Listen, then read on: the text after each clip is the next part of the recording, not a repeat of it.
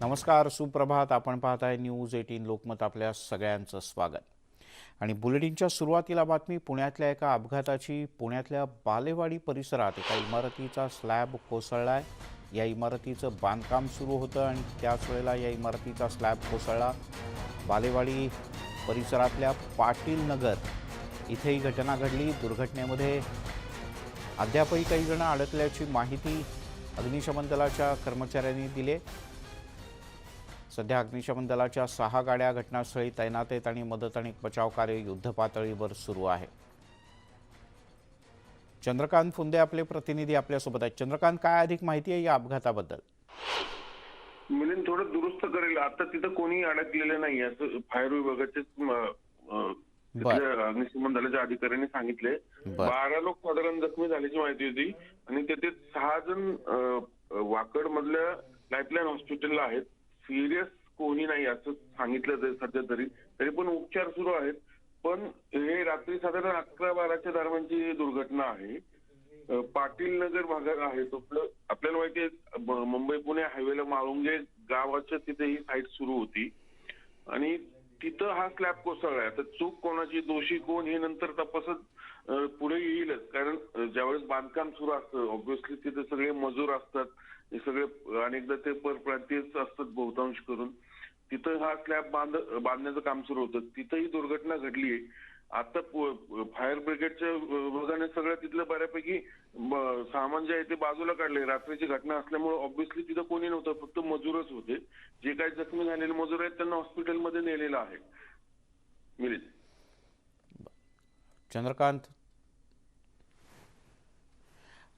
चंद्रकांत, आता कोणी अडकलेले नाहीयेत, पण मुळात ही दुर्घटना घडली त्यावेळेला तिथे किती जण होते आणि आता बचाव कार्य पूर्णपणे संपलंय का? हो, स्थानिक लोक सांगतायत साधारण तिथे 12 जण होते आणि त्यातले 6-7 जखमी झाले होते आणि त्यांनाही हॉस्पिटलमध्ये नेलेलं आहे.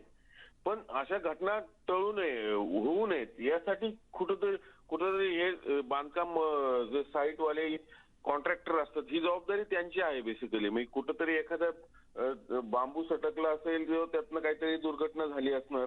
अजून नेमकं कारण समोर नाही आलेलं, पण अशा घटना टळू नयेत यासाठीच कुठंतरी ह्या मोठमोठ्या साईटचं बांधकाम सुरू असतं प्रत्येक ठिकाणी. तिथं ह्या गोष्टींची काळजी घेतली गेली पाहिजे बेसिकली. ते होत नाही, त्यातनंच अशा दुर्घटना घडतात. बर. चंद्रकांत, तुर्तास धन्यवाद या माहितीबद्दल. त्यामुळे बांधकाम सुरू असलेल्या इमारतीचा काही भाग कोसळला, पण सुदैवानं यात जीवितहानी झालेली नाही. 10 ते 12 जण जखमी झालेत, ज्यांच्यावर रुग्णालयात सध्या उपचार सुरू आहे.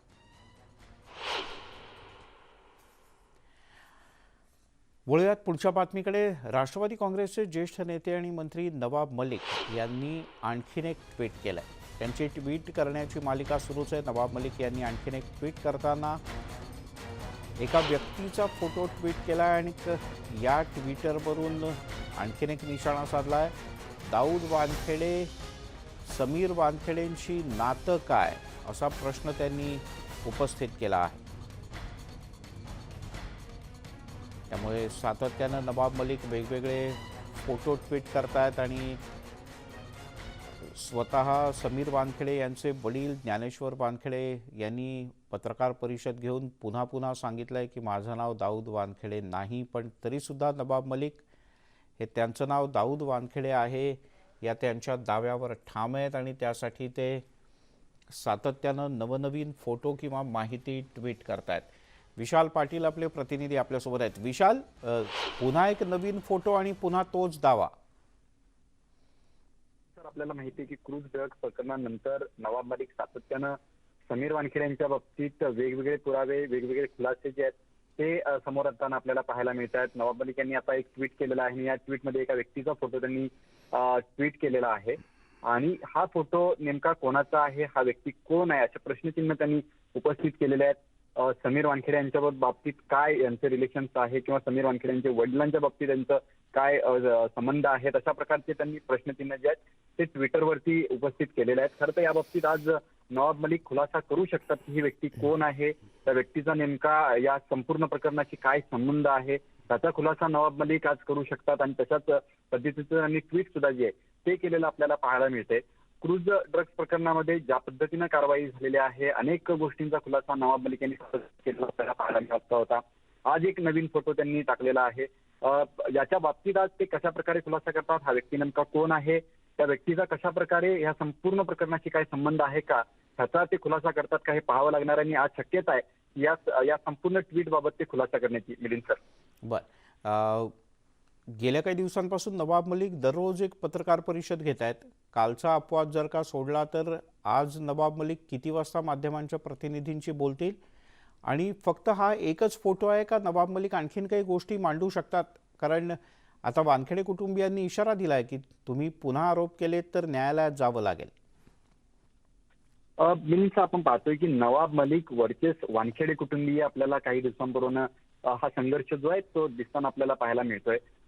नवाब मलिक आज साधारणतः एक 10 वाजेपर्यंत पत्रकार परिषद घेऊ शकतात. या बाबतीत ते खुलासा जो आहे तो करू शकतात. वानखेडे कुटुंबियांकडनं जरी सांगण्यात आलं की आम्ही न्यायालयात जाऊ, सातत्यानं नवाब मलिक जे आहेत ते अनेक आमच्या कुटुंबाशी रिलेटेड असलेल्या प्रायव्हेट गोष्टी ज्या आहेत त्या सोशल मीडियावरती टाकत आहेत. मग फोटो असतील किंवा अन्य गोष्टींची माहिती असेल. जरी इशारा दिला असला तरी नवाब मलिक याच्या बाबतीत आता काय स्पष्टीकरण देतात हे पाहावं लागणार आहे.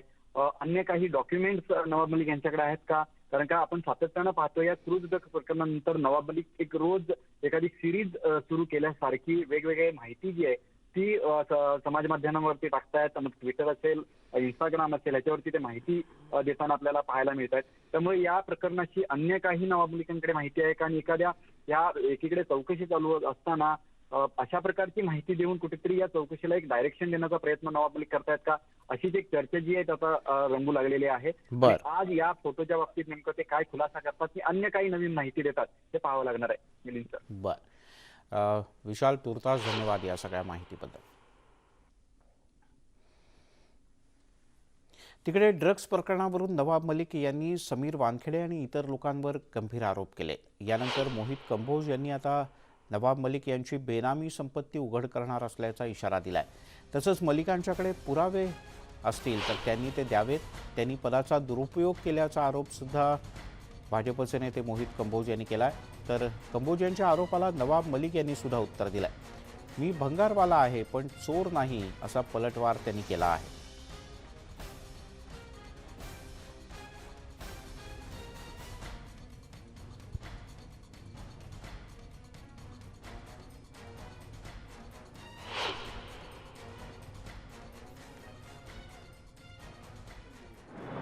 और 2 कैरेक्टर हैं, एक सलीम और जावेद का, एक कैरेक्टर है क्या नाम है इसका मियाँ नवाब, और दूसरे कैरेक्टर है संजय राउत. तो ये क्या स्क्रिप्ट बनाते हैं और ये बहुत हाई क्वालिटी का वनस्पति का इस्तेमाल करते हैं भाई साहब, हर्बल करते और रोज़ आरोप लगाते हैं. तो ये सलीम जावेद की पिक्चर बंटी बबली को बंद करनी चाहिए. ये बंटी बबली की तरह रोज़ आके आरोप लगाते हैं. अरे भाई कुछ तुम्हारे पास प्रूफ है ना? तो आज क्या तारीख है? 29. ये चालू है कारण 2 तारीख से, आज तक कुछ तो बता नहीं पाए. त्या वानखेड्याशी कुणाचा काय संबंध आहे, कुठल्या हॉटेलचे कोण मालक आहे, त्या हॉटेलमधून कुठे क्रूजवर कसं गेलं काय, त्या हॉटेलच्या कॅटरिंगमध्ये ड्रग्ज कसा गेला, इतका का घाबरताय? आता नाव घ्यायला मी सुरुवात केलेली आहे. तुम्ही सांगताय की लाल कपडे सोशल मीडियावर टाकून नवाब मलिक घाबरतील. नवाब मलिकचे मुलं असतील, भावा असतील, मुली असतील, कोणीही या देशामध्ये कितीही शोधा, आम्ही कोणाच्या बापाला घाबरत नाही आणि चोरांना तर अजिबात घाबरत नाही. तर मी बँक बुडवून कोणाचेही पैसे खाल्ले नसल्याचा पलटवारही मलिक यांनी केला. या टीकेला प्रवीण दरेकर यांनी प्रत्युत्तर दिलंय. या देशामध्ये माझ्या परिवाराला या देशामध्ये कारोबार करणे, राईट टू प्रॉपर्टी हे फंडामेंटल राईट आहे. जे काही माझ्याकडे आहे ते सगळं कागदावर आहे आणि चोर लोक मला बोट दाखवत आहे. ज्यांच्या बेनामी संपत्ती आहे ते माझ्यावर बोट दाखवत आहे. सोशल मीडियावर लाल पोटले बांधून दाखवत आहे मी भंगारवाला आहे. असे रद्दी 10, 20, 100 टन माझ्याकडे आहे. आम्ही चोर नाही, डाकूंकडून आम्ही सोने घेतलेले नाही. त्यांना आता चित्रपटाचा शेवट कसा करायचा ते समजत नाहीये. आणि त्याच्यामुळं अशा प्रकारे 2 इंटरव्हल 5 तासाचा चित्रपट अशा भूमिका त्यांच्या येतच राहतील. कारण गोंधळलेल्या भांबावलेल्या अवस्थेत आहेत. सुरुवात तरी केले, परंतु त्यांना कुठे एंड करायचा याकरता चाच पडते. आता बोलूयात पुढच्या बातमीकडे. गेल्या 26 दिवसांपासून मुंबईतल्या आर्थर रोड तुरुंगामध्ये असलेला आर्यन शाहरुख खान अखेर तुरुंगाबाहेर आला. त्याच्या जामिनासाठीची प्रक्रिया पूर्ण झाल्यानंतर सकाळी 11 वाजता तो तुरुंगाबाहेर पडला. त्याच्या सुटकेचा घटनाक्रम कसा राहिला पाहूयात एक खास रिपोर्ट. ही दृश्य शाहरुख खानची मन्नत पूर्ण झाली असल्याचं दाखवतंय. गेल्या 26 दिवसांपासून ड्रग्ज प्रकरणी आर्थर रोड तुरुंगात असलेला त्याचा लेक आर्यन खान तुरुंगाबाहेर आलाय. त्याच्या अटकेपासून सुटकेचा प्रवास कसा होता यावर एक नजर टाकूयात. सकाळी 5:30 वाजता जामीनपत्र पेटी उघडली. सकाळी 5:30 वाजता जामीनपत्र पेटी उघडण्यात आली. त्या पेटीत आर्यन खानचा जामिनासाठीचा अर्ज होता. सकाळी 5:40 आर्यनची जामीन ऑर्डर जेलमध्ये पोहोचली. आर्यन खानची जामीन ऑर्डर आर्थर रोड तुरुंगात नेण्यात आली. जेल प्रशासनानं त्याची जामीन ऑर्डर पाहिली. सकाळी 8:55 शाहरुखची लीगल टीम सोबत चर्चा झाली. आर्यनच्या सुटकेबाबत शाहरुख खाननं त्याच्या लीगल टीम सोबत चर्चा केली. सकाळी 9 वाजता आर्यनला रांगेत उभं केलं. आर्यनच्या सुटकेसाठीची तुरुंग प्रशासनाची प्रक्रिया पूर्ण झाली. त्यानंतर आर्यनला नियमाप्रमाणे रांगेत उभं केलं गेलं. सकाळी 9:50 ऑर्डरवर आर्यनची सही घेण्यात आली. तुरुंग प्रशासनाकडून तुरुंगात राऊंड घेण्यात आला. आर्यनला त्याच्या जामीन अर्जाची कॉपी वाचून दाखवण्यात आली. जामीन ऑर्डरवर आर्यननं सही देखील केली. सकाळी 10:15 रिलीज ऑर्डरची पडताळणी पूर्ण झाली. आर्यनची रिलीज ऑर्डर जेल क्लर्ककडे देण्यात आली. त्याच्या रिलीज ऑर्डरची पडताळणी पूर्ण झाली. सकाळी 10:35 शाहरुखची गाडी तुरुंगाबाहेर आली. पुढील काही वेळेत आर्यनची सुटका तुरुंगातून होणार होती. त्यामुळे शाहरुखचे बॉडीगार्ड जेलच्या गेटवर आले. त्याची गाडीही आर्थर रोड तुरुंगाबाहेर पोहोचली. सकाळी 11:04 आर्यन जेल बाहेर आला. बरोबर 11:04 आर्यन आर्थर रोड तुरुंगाबाहेर आला. त्याला घेण्यासाठी तुरुंगाबाहेर गाडी उभी होती. आर्यन गाडीत बसून मन्नतच्या दिशेनं रवाना झाला.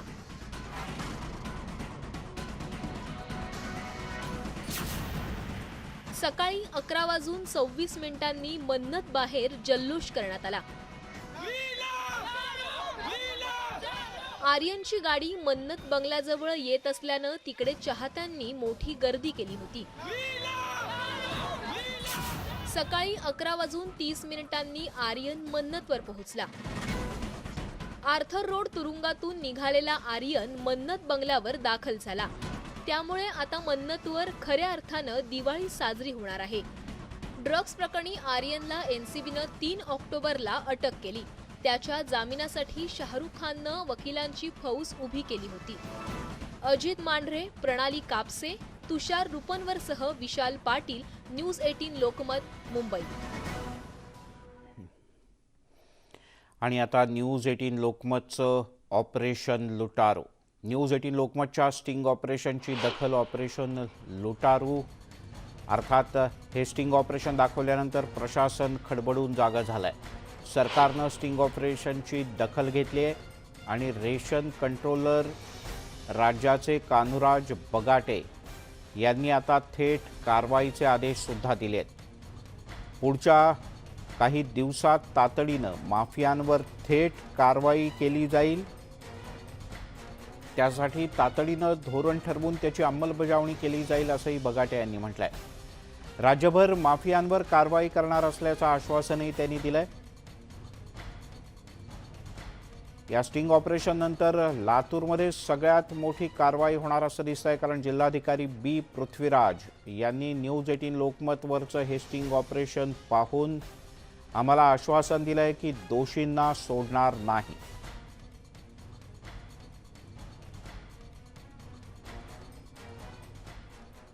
दरम्यान बायोडिझेल प्रकरणी अनेकदा कारवाया केल्या, मात्र कोर्टामध्ये सिद्ध करताना अनेक तांत्रिक अडचणी येतात, असं अन्न आणि नागरी पुरवठा मंत्री छगन भुजबळ यांनी म्हटलंय. यावर नियंत्रण मिळवण्यासाठी केंद्रीय यंत्रणांनी पुढाकार घेणं गरजेचं असल्याचंही भुजबळ म्हणाले. बायोडिझेल हे डिझेलच आहे, मात्र ते वाममार्गानं आणलं जातं, त्यामुळे ते स्वस्त मिळतं, असंही ते म्हणाले.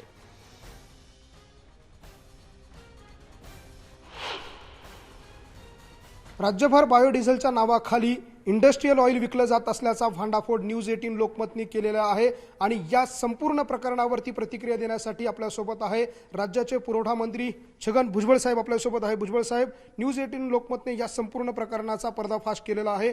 कशा प्रकारे राज्यामध्ये इंडस्ट्रीयल ऑइल जे आहे ते बायोडिझेलच्या नावाखाली विकलं जात आहे, आपण या विभागाचे मंत्री आहात, काय कारवाई आपल्याकडनं केली जाणार? काही महिन्यापूर्वी ही गोष्ट माझ्या निदर्शनास आली आणि भारत सरकारने सुद्धा काही सूचना पाठवल्या की हे असे नियम करा. आम्ही त्यांना सांगितलं की याला नियमच नाही, काय करायचं काय, तर त्याने ते नियम वगैरे पाठवले. त्यानुसार आम्ही ते नियम पण जारी केले. आणि हे बायोडिझेल हे खरं आहे की ठिकठिकाणी लोक लपून लपून विकत आहेत, काही वेळा पेट्रोल पंपावर सुद्धा विकता आहेत. आता हे बायोडिझेल म्हटल्यानंतर हे जठराफा वगैरे ज्या इतर ज्या काही गोष्टी आहेत त्याच्यातून निघणारं जे काही ऑइल असेल त्याला आपण बायोडिझेल म्हणायला पाहिजे आहे. परंतु मी जे ऐकलं, खरं खोटं मला काही माहीत नाही, परंतु हे बायोडिझेलच्या नावाखाली, परत एकदा सांगतो, मी याच्यावर तज्ज्ञ नाही, पण मी ज्या मीटिंगमध्ये घेतो आहे अधिकाऱ्यांच्या आणि त्यांना विचारतो आहे, त्याच्यामध्ये असं लक्षात येतं आहे की बायोडिझेलच्या नावाखाली डिझेलच विकलं जात आहे. आणि हे डिझेल जे आहे हे वाममार्गाने कदाचित ह्या देशामध्ये येत आहे. आणि मग त्या डिझेलवर भारत सरकारचे टॅक्स, राज्य सरकारचे टॅक्स, असा हजारो कोटी रुपयाचा टॅक्स जो आहे, कर आहे, तो बुडवला जातो आहे. बरं, मग त्यानंतर मग आमच्या लोकांनी सांगितलं, मी म्हटलं यांना पकडा, आणि पकडलं. तर पकडल्यानंतर कोर्टात केस करायची. तर मी बायोडिझेल आहे की नाही, डिझेल आहे, हा सगळा प्रश्न आला. आम्ही ते जे आता हे कोण चेक करणार? मग हे ज्या भारत सरकारच्या पेट्रोलियम कंपनीज आहेत त्यांच्याकडे ते पाठवलं की बाबा तुम्ही सांगा याच्यात आता हे बायोडिझेलच्या नावाखाली काय आहे आणि बायोडिझेल आहे की नाही हे अगोदर सांगा. तर ते सुद्धा अधिकारी माझ्याकडे आले. त्या अधिकारीच्या मीटिंगला होते. मग 8-10 दिवसापूर्वीच आणखीन एक मीटिंग झाली आणि त्यांनी सांगितलं की साहेब या अशा प्रकारच्या आमच्याकडे रिपोर्ट येतात, त्या ज्या कंपन्या भारत सरकारच्या त्याच्यामध्ये हे पेट्रोल आहे की नाही, हे डिझेल आहे की नाही, एवढंच सांगतात. पण हे करताना असं करतात की त्या डिझेलमध्ये काहीतरी मिक्स करतात, जेणेकरून त्याचे जे आहेत तो डिझेल नाही असं सांगतो, त्यांची जी लॅबोरेटरी असेल ती काय, आणि बायोडिझेलही नाही असंही सांगतो तो. आणि त्यामुळे त्या सगळ्या केस ती उभी राहू शकत नाही अशी अडचण निर्माण झाली. खरं तर राज्यात हे सर्वात मोठं रॅकेट जे आहे ते चालवलं जातं. हजारो कोटी रुपयांची उलाढाल याच्या माध्यमातून केली जाते आणि अनेक बडे मासे जे आहे ते या प्रकरणानंतर गळाला लागू शकतात. मात्र ह्या प्रकरणात कारवाई झाल्यानंतर त्या प्रकरणाचे दोष कुणावर ठेवायचे असा प्रश्न यंत्रणेसमोर उभा राहतो आणि त्यातूनच हे आरोपी निर्दोष सुटतात आणि पुन्हा पुन्हा अशा प्रकारचं बायोडिझेलच्या नावाखाली डिझेल राज्यभर सर्रासपणे विकलं जातं. मात्र आता भुजबळ साहेबांनी ज्या प्रकारे आपल्याला सांगितलं त्याप्रमाणे राज्यामध्ये या संपूर्ण प्रकरणावरती नियंत्रण मिळवण्यासाठी अधिकाऱ्यांना वेळोवेळी सूचना केल्या जातील आणि ह्या संपूर्ण प्रकरणाची शहानिशा करून योग्य ती कारवाई केली जाईल. व्हिडिओ जर्नलिस्ट हेमंत बागुलसह लक्ष्मण घाटोळ, न्यूज 18 लोकमत, नाशिक. दरम्यान गृहराज्यमंत्री शंभूराज देसाई यांनी बायोडिझेल प्रकरणी मोहीम सुरू करणार असल्याचं म्हटलं. धाडसत्राला लवकरच सुरुवात होईल. या प्रकरणात जे कोणी दोषी असतील त्यांच्यावर कारवाई केली जाईल, हयगय केली जाणार नाही असं आश्वासन त्यांनी दिलं. मी आपल्याला सांगितलं तसं जॉईंट ऑपरेशन, संयुक्त मोहीम ही आमचं पोलीस खातं, स्थानिक महसूल प्रशासन आणि अन्न नागरी पुरवठा विभाग आम्ही वॉर फुटिंगवर म्हणजे तातडीनं ह्या प्रकरणाची दखल घेऊन मी आपल्याला सांगतो, आपल्याला आश्वासित करतो की आम्ही निश्चितपणे ह्याच्या मुळाशी जाऊ आणि हे परराज्यातनं येतंय का, हे कुठं नेमकं हे अशा पद्धतीनं बनवलं जातंय याच्या सगळ्याच्या मुळाशी आम्ही जाऊ. मी आपल्याला सांगतो, मी राज्याच्या पोलीस महासंचालकांशी मी तातडीनं या संदर्भात बोलतो आणि आम्ही मोठ्या प्रमाणात कारवाई करून हे सगळं निश्चितपणानं तातडीनं उद्ध्वस्त करू. दरम्यान न्यूज 18 लोकमतच्या स्टिंग ऑपरेशननंतर प्रशासन खडबडून जागा झालंय. बायोडिझेल घोटाळ्याच्या स्टिंग ऑपरेशनची दखल घेऊन कारवाई करण्याचं आश्वासन लातूरचे जिल्हाधिकारी बी पृथ्वीराज यांनी दिलं आहे. पृथ्वीराज सर, माझ्या हातात आता जे कागद आहेत ते राज्याच्या बायोडिझेल पॉलिसीचे आहेत. या पॉलिसी मधली एक जरी अट त्यांनी मान्य केलेली असेल किंवा तिथं प्रत्यक्षात असेल तर तुम्ही आतापर्यंत तिथं कारवाई करायला हवी होती, कारण तिथं काहीही नाहीये. बायोडिझेल पॉलिसी मधली कुठलीही यंत्रणा तिथं उभी नाहीये. बायोडिझेल विकलं जात नाहीये. आपल्या देशात आज बायोडिझेलचा एकही प्लांट नाहीये आणि दुसरं बायोडिझेल आयात केलं जात नाहीये. मग राजरोसपणे जर केमिकल तिथं विकलं जात आहे, जाहीर कबुली टेस्टिंग ऑपरेशन मध्ये देत आहेत आणि त्याच्याबद्दल तिथल्या व्यवस्थापनाला माहिती असू नये. आज आपण हे जे स्टिंग ऑपरेशन न्यूज मध्ये दाखवलेलं आहे त्याची आम्ही नोंद घेऊ. याच्याप्रमाणे आम्ही डेफिनेटली ते चेकिंग करू सॅम्पल्सची. जे तुम्ही म्हणते की हे व्हायलेशन झालेलं आहे ते सुद्धा आम्ही चेकिंग करू आणि त्याच्यावर नियमप्रमाणे कारवाई करू पुढे. ठीक आहे, नियमाप्रमाणे मालक जे असतील त्यांच्यावरच कारवाई करा, कारण तिथं पेट्रोल आणि डिझेल टाकणारे जे लोक आहेत त्यांच्यावर कारवाई करू नका, एवढीच आशा करूया. आणि उद्या पुन्हा आम्ही याच्यावर राहणार आहोत. तुम्ही किती टेस्टिंग केलेलं आहे त्याचे रिपोर्ट सुद्धा आम्ही तुमच्याकडून बघणार आहोत, कारण त्यांनी आम्हाला सांगितलं आतापर्यंत कधी एकदाही आमची टेस्टिंग झालेली नाही. आम्ही फॉलोअप घेणार आहोत. दरम्यान राज्याचे रेशन कंट्रोलर कान्हूराज बगाटे यांनी न्यूज 18 लोकमतच्या ऑपरेशन लुटारू या स्टिंग ऑपरेशनची गांभीर्यानं दखल घेतली. माफियांवर कठोर कारवाईचं धोरण आम्ही तातडीनं निश्चित करत असून राज्यात सर्वत्र कारवाई करण्याची ग्वाही बगाटे यांनी दिली. राज्य सरकारनेही स्टिंग ऑपरेशनची दखल घेतल्याचं बगाटे यांनी म्हटलंय. तसंच बायोडिझेल माफियांचा घोटाळा उघड केल्याबद्दल त्यांनी न्यूज 18 लोकमतचे आभारही मानले. याच्या संदर्भामध्ये कारवायांचे धोरण निश्चित झालेलं आहे. त्या कारवाया करण्यासाठी सूचना सचिव पातळीवरून, मंत्री महोदय पातळीवरून दिल्या गेलेल्या आहेत. आणि याच्यामध्ये एक महत्वाचा मुद्दा असा आहे की जे डी कंट्रोल झालेलं आहे, LDO किंवा फर्नेस ऑइल, याच्या नामसदृश या काही लोकांनी त्याचा फायदा घेतलेला आहे आणि त्याची आता लवकरच उकल होऊन शासनाचं धोरण आणि कारवाई निश्चितपणे होणार आहे. आपल्या माध्यमातून जे चित्र समोर आले त्याच्यासाठी आता आणखी गतीनं काम प्रशासनाला करावं लागेल आणि नियंत्रक रेशनिंग म्हणून मी आपल्याला अभिवचन देतो की या संदर्भामध्ये प्रशासन शीघ्रपणे कारवाई करते. त्या पद्धतीनं कारवाया सुद्धा मी 2 दिवसापूर्वी केलेल्या आहेत आणि काही लोकांच्यावर फौजदारी गुन्हे दाखल झालेले आहेत. हे मला आवर्जून आपल्याला सांगायला पाहिजे. त्यामुळे न्यूज 18 लोकमत म्हणजे अन्यायाला वाचा फोडणं आणि न्यूज 18 लोकमत म्हणजे बातमीचा इम्पॅक्ट. यासोबतच सकाळच्या बातम्यांमध्ये घेऊयात एक छोटासा ब्रेक.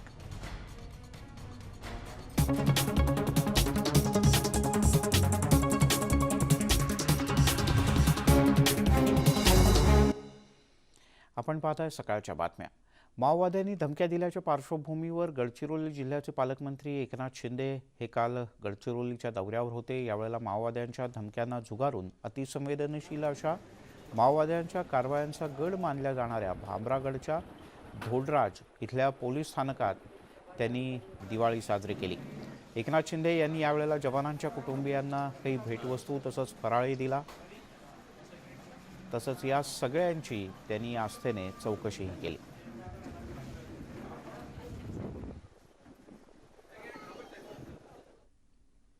यासोबत या बुलेटिनमध्ये इथेच थांबूयात. पाहत राहा न्यूज 18 लोकमत.